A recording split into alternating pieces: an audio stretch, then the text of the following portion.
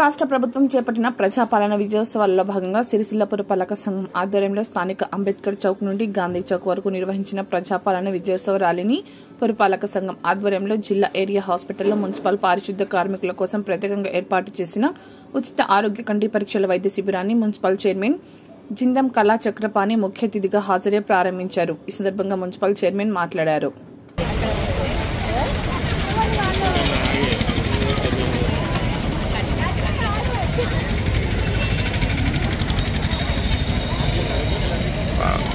Almost ఇద్దరు గంట దాకానే మళ్ళీ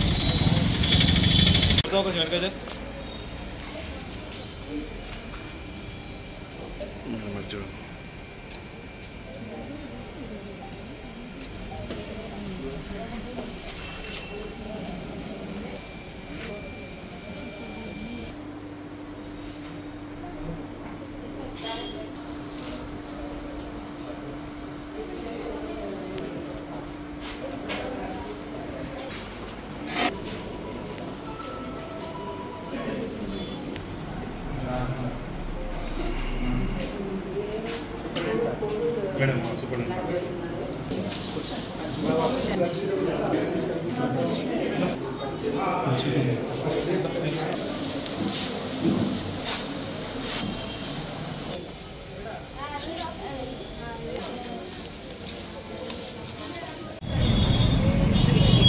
ప్రభుత్వం మార్గదర్శకంలో భాగంగా ఈరోజు ప్రజాపాలన సంవత్సరం కాలంలో ప్రజాపాలన కార్యక్రమం విజయోత్సవం జరుపుకోవడం జరుగుతుంది.